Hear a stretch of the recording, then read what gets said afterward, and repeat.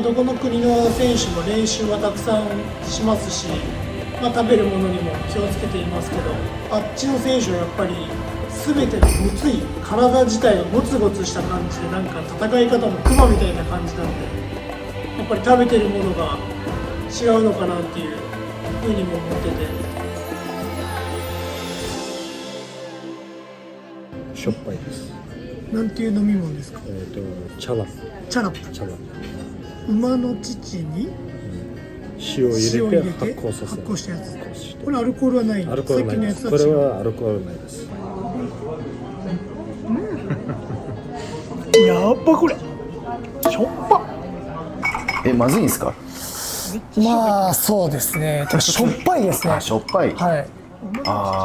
山の方の人って塩分取るんですよね。スイス人とかもそうですけど、だからかな。しょっぱいもなんかしょっぱすぎるんですよ。なんか本当に塩飲んでる感じで。これ食前。なるほど。寒いし山だしで。体を温めるんですかね。これが麺ですかこれ？有名なきしめんみたいなやつに馬の肋骨、あばら周りの肉が乗ってるって言ってたね。馬をよく食べるんですね。馬はそうですね。先ほどの麺と馬肉、名前が日本語にすると5本の指っていう料理名で、なんでかっていうと昔の人はこの料理を手で5本の指を使って手で食べていたっていうところから、5本の指っていう名前がついたって教えてもらいました。美味しかったんです。美味しかったです。めちゃくちゃ美味しかったです。シェイドライフ選手もこれよく食べてるみたいで、練習後とか。その YouTube で見たことがあって、僕も食べてみたくて注文しました。結構さっぱりっていうかヘルシーな感じではありました。この肉は何の肉ですか？これは羊の肉です。羊って意味ですか？コルダック。これじゃがいもですか？じゃがいもです。もう毎回どの料理もキルギスの料理ってじゃがいもが入ってるんですよ。育ちやすいからかもしれないですね。山にそうですよね。もうさっきの馬肉のところにもじゃがいも乗ってるし、毎回じゃがいもです。味付けは塩ですか？胡椒とかも入ってましたね。この羊肉は。これいくらぐらいなんですかこれで？1500、600円じゃなかった。物価としては一緒ぐらいですか？一緒ぐらいですね、全体的に。調べたらなんかGDP 的には、もう日本の10分の1で、収入もだから1人当たり2、3万から5万円ぐらい月に。そうですね。月収あっちのキルギスファイターたちに聞いたら月収大体7万8万ぐらいだよって言ってました。そうですよね。なんでそれでこの料理は結構高いんじゃないかなって。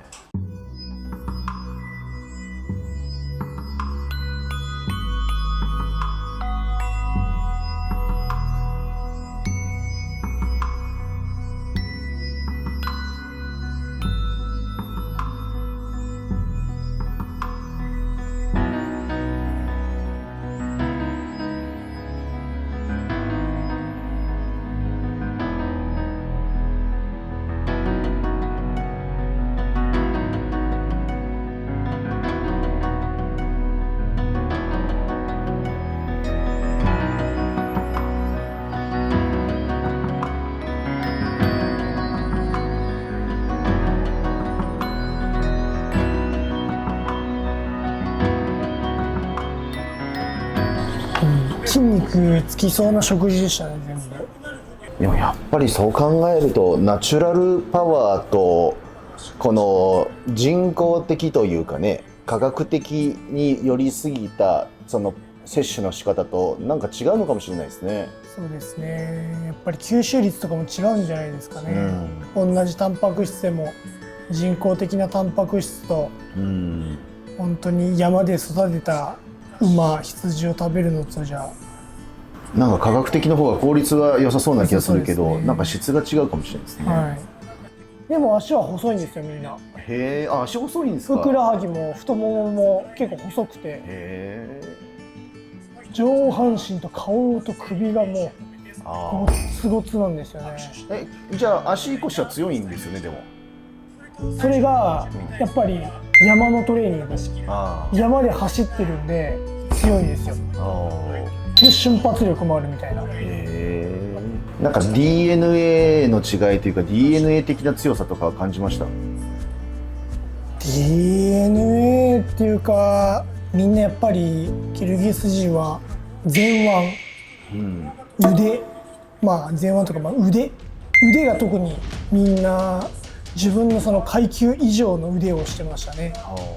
なんか足の筋肉の分も腕につけてるみたいな感じのちょっと変わった体型でしたね、みんな。じゃあ格闘技熱というか、キルギスでは格闘技は結構人気なんですよね。キルギスで人気というか、みんなちょっと仕事な感じありましたね。あ、仕事ね。さっきの平均月収がまあ7万8万とすると、まあ、キルギスで大会 MMA の大会はあまり開かれてないみたいなんですけど、プロの大会は興行はまあそうなると他の国に試合をしに行くんですけど、そこでのファイトマネーがやっぱりその月収を1回の試合で上回れるので、みんな仕事としてやってるっていう人ばっかでしたね。なるほど。人気というよりも本当仕事な感じがしました。生きるために。ムエタイファイターみたいな。もう本当そんな感じです。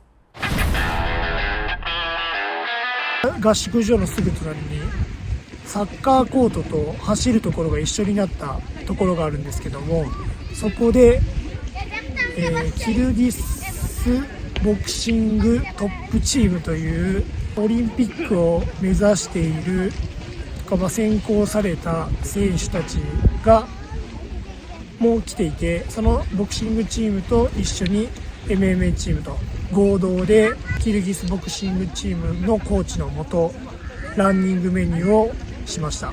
キルギスファイターみんなごつくてですね、通常体重そうなんですけどめっちゃ走れますね。めちゃめちゃみんな走れるし、やっぱりキルギスファイターでもベルトを取ってるチャンピオンクラスの選手はみんな速いです。スタミナもあるし、もうなんかアップで走るメニューなのに、そのアップですら全力疾走してるやつとかめちゃめちゃいて、まあ心肺機能の高さが感じ取れました。フィジカルパワーもあるし、走らせればそんな感じのスタミナお化けなんで、まあ、MMA の試合見てても、まあ、序盤1ラウンド目から3ラウンド目までずっと全力で飛ばせれるのはそういうところにあるんだなと思いました。そのランニングメニューの後、MMA チームはサッカー場へ移動してレスリング、グレコ的な感じのトレーニングをしました。その後、各自打撃からのテイクダウンまでの流れの打ち込みを練習したんですけど、ここがですねめちゃめちゃ勉強になりました。で、ペアでトレーニングした時に、ラジャブアリシェイドレフ選手とも一緒にペア組ましてもらってやったんですけど、マジで速いっす。スピード多分映像を見てカウンターだったり分析してもなかなか多分それ通りに合わせるのが難しいっていうか、瞬発力が速いのもそうなんですけど、タイミングが全然分かんないですね。みんなあっちのファイターリフトがうまいですね。何回でもリフトできる感じです。パワーはもちろんあると思うんですけど、それよりも体の使い方がめちゃくちゃうまい感じですね。なんで朝倉未来選手との試合の時にシェイドライブ選手何回も持ち上げてテイクダウンっていうのを繰り返してましたけど、普段からもはや練習以外の遊びの中からリフトしてとかそういうことばっかりやってるんで、なんか挨拶代わりみたいな感じなんで疲れないってインタビューで確か言ってたと思う。ミスパフォーマンスだって言ってたと思うんですけど、普段から多分リフトして持ち上げてぶん投げるみたいなやつを挨拶代わりにみんなやってるんで、もう慣れてるんですかね。多分重心の奪い方が上手、全員一緒に来てる合宿のメンバーは、まあ、合宿メンバー聞くと、まあ、レスリングチャンピオンだったり MMA のチャンピオンとシェイドライブの所属ジムの中でもトップ選手しか今日来てないよっていうことを聞いたんで、まあ、うまいのはもちろんだと思うんですけど、パワーもあるしスタミナもあるし、人を担いで持ち上げることであったり打撃での瞬発力もすごいですね。まあそりゃ強えわってなります。まあ、無敗の選手が多い理由もよく分かりました。朝から晩までそのやばいやつらと全てを共にしなければならないという言葉はマジで通じません。マジで何も通じない。日本語ができる人はいなかったんですよね。まあシェイドライフがこんにちはって言えたぐらいですかね。ご飯の時はあれは英語で喋ってたんですか？まあ合宿中はですね、海外のそのトップファイターで行くとアメリカで試合したりするようなファイターとかもは英語がちょっと格闘技用語だったり、まあ、日常のこの挨拶は英語でできる選手はちらほらいたんですけど、英語がそんな喋れるかというとそうではなくて、キルギス第二言語がみんなロシア語みたいなんで、キルギス語が喋れてみんなあとロシア語がちょっとずつ喋れるぐらいなんで、英語は本当に海外で試合経験を積んでるトップファイターがまあそれも2人ぐらいだったかな、英語喋れるのは。結構言葉も通じないし雰囲気もね、なかなかだし大変だったんじゃないですか最初。大変でしたね。本当に格闘技がコミュニケーションツールみたいな感じですね。